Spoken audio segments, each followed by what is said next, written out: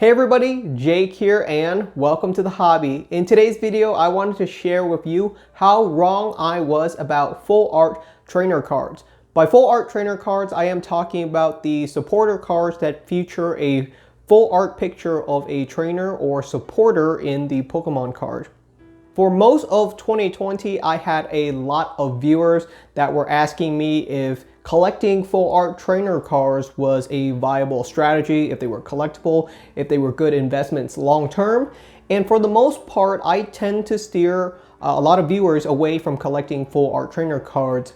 And that was poor advice of me, and I'm definitely wrong in that. But I wanted to give you guys context as to why I gave that advice, because I think for the longest time in Pokemon card history, that was definitely the right piece of advice. For most of Pokemon card collecting history, most people collect the Pokemon, and honestly, the trainer cards have always been on the sidelines. Outside of a few key, I would say, trophy cards or item cards like the Master Key or Master Scroll, for most of Pokemon card history, the hobby has always been focused on the Pokemon, and the trainers have always been on the sideline. That is why I always sort of advise people to stay away from the trainer cards. Unless you really know what you're doing, I would say it's better to focus on the Pokemon.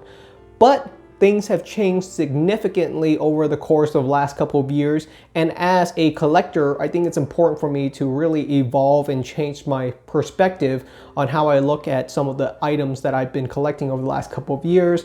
And I don't want to stay behind the times, you know. Things are changing, and I think it's important for me to adapt to what is collectible right now, and that's definitely involving how full art trainer cards have changed over the last couple of years.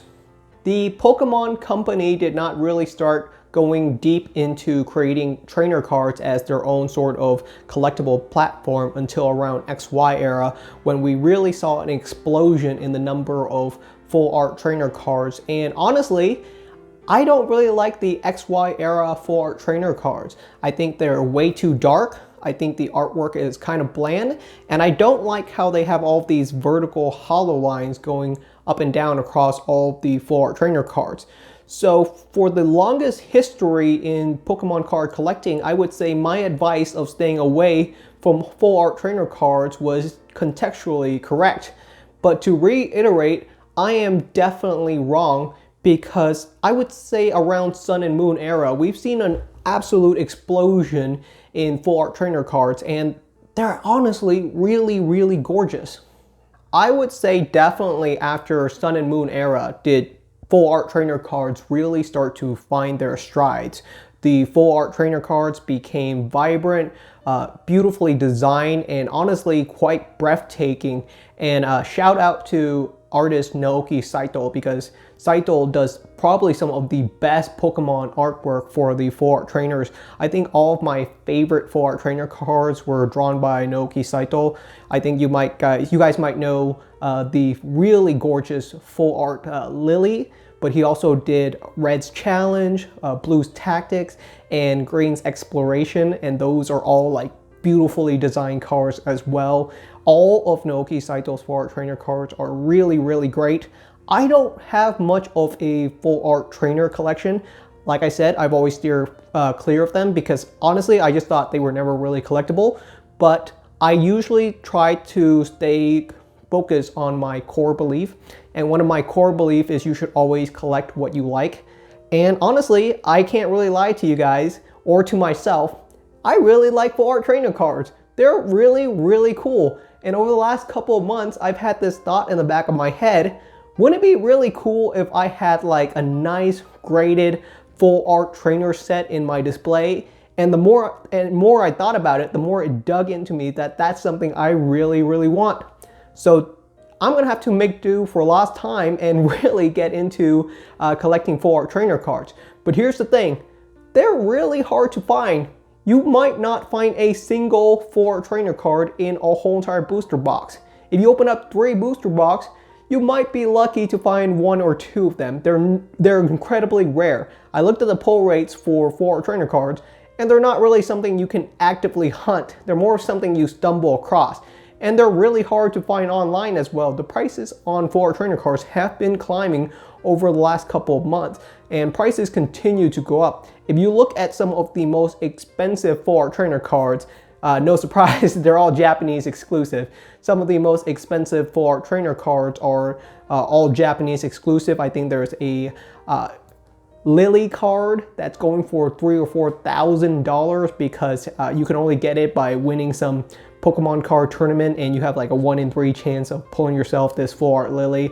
Really gorgeous artwork. There's also the very famous Team Rocket set. This is like probably like top tier XY era artwork, and no surprise, it's drawn by Masahiro Arita and Naoki Saito, like god tier artists. So all the best full art trainer cards are all Japanese exclusive, and you're talking about $5,000, $10,000 if you want to get some of these exclusive full art trainer cards. I probably won't go that deep, but I definitely want to collect a lot of the full art trainer cards. I think it'd be really, really cool to have a nice, gorgeous set of full art trainer cards in my personal display.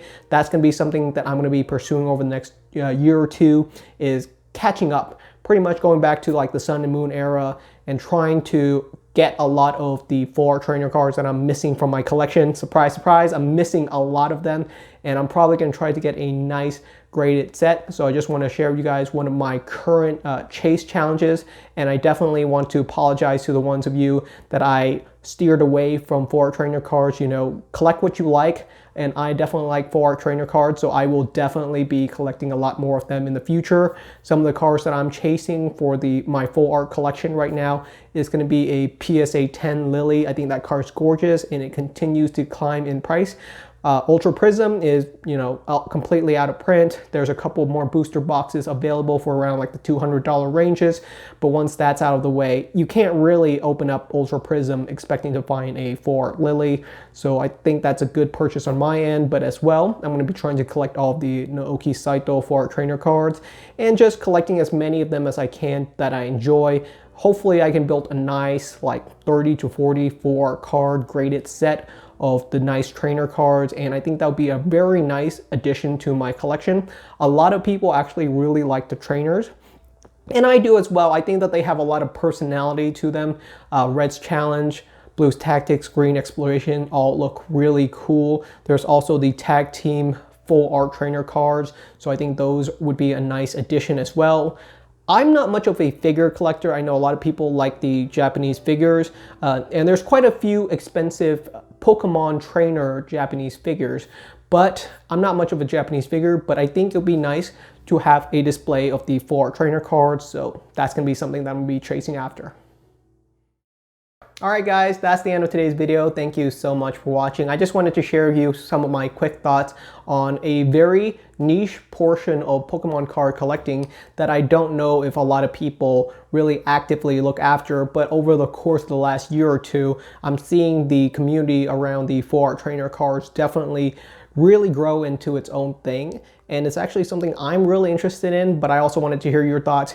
Do you guys think this would be something that's more of a passing fad? Because I could definitely see that pathway as well. Are people really going to care about full art Lily or Red's Challenge or those types of cards 5 or 10 years down the line? Because the Pokemons are really evergreen, right? If you collect Charizard or Pikachu, that's an evergreen card. Charizard and Pikachu will always be popular, but are Lily cards really going to be popular in 10 years? That's hard to say. I just know that I like it, so I want to collect it. I'm not too worried about the collectability down the line. As long as I can enjoy my own display, I think that's what's important.